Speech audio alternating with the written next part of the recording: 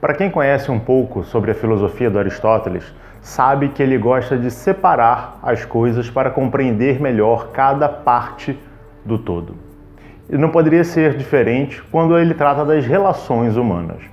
Aristóteles estabelece que o indivíduo ele se relaciona em três níveis: no nível político, no nível ético e no nível da oikonomia. A política para Aristóteles é a relação entre os iguais.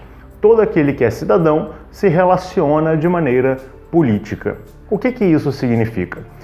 Aristóteles estabelece que a sociedade ela possui um fim, um objetivo, um telos, que é despertar a virtude nos indivíduos. E por intermédio desse despertar da virtude, ela traz a felicidade para todo mundo.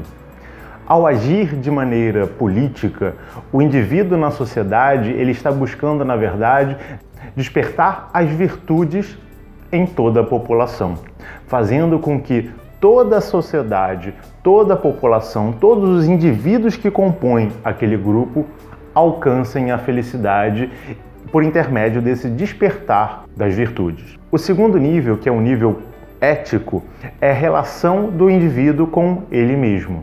Enquanto a política é a moral praticada na sociedade, a ética para Aristóteles é a ideia da moral para consigo mesmo.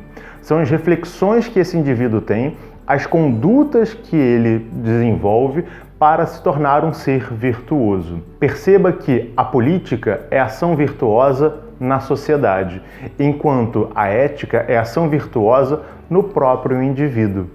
Essa é a busca que esse indivíduo deve ter, que esse cidadão, seja ateniense, seja de qualquer lugar, deve buscar almejar.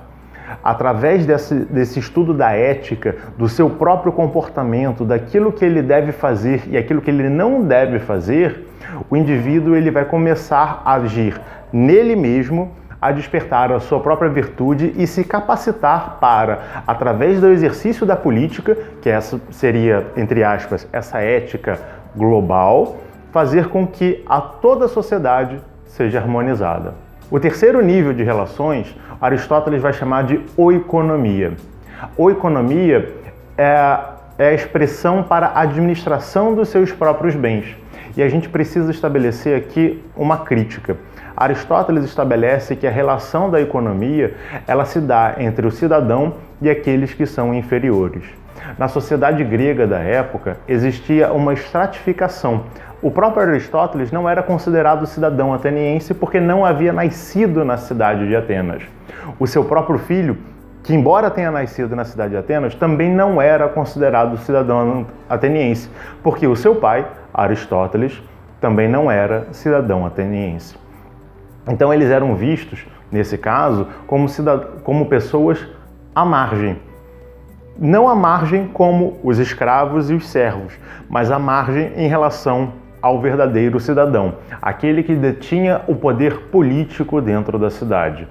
É interessante a gente perceber que, embora Aristóteles seja fruto do seu meio, e todo indivíduo é fruto do seu meio, ele, ao analisar a sociedade na qual vivia, ele percebia como ela funcionava e tentava, por intermédio desses próprios mecanismos, tirar o melhor de cada coisa.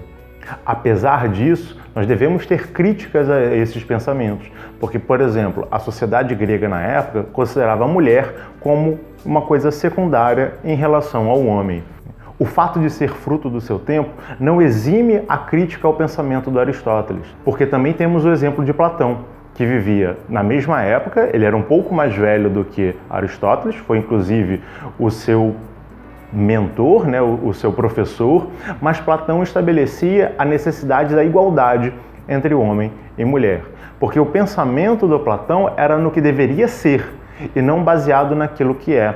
Platão trabalhava a ideia do bem manifesto no mundo, enquanto Aristóteles, apesar de ter, através da ideia de Deus, a ideia do bem, a ideia das esferas supralunares, ele analisava aquilo que se manifestava e tentava explicar o mundo manifesto, o mundo sensível, pelo próprio mundo sensível. Então, ao se deparar com uma sociedade desigual, ela estabelecia mecanismos para tentar fazer com que essa sociedade desigual continuasse a se manifestar, mas buscasse ter a melhor possibilidade possível dentro daquelas condições. Ou seja, ele não estabelece necessariamente uma transformação da sociedade quanto à sua estrutura, mas a modificação da sociedade como a sua forma de agir. E assim, através dessa política, através dessa ética e através dessa oikonomia, ele buscava fazer com que a cidade ateniense e qualquer outra cidade que viesse a levar o seu modelo de pensamento como paradigma se tornasse uma sociedade virtuosa. E aí, gostou do nosso vídeo? Aproveita, se inscreve no canal, dá o seu like e até a próxima. Tchau, tchau!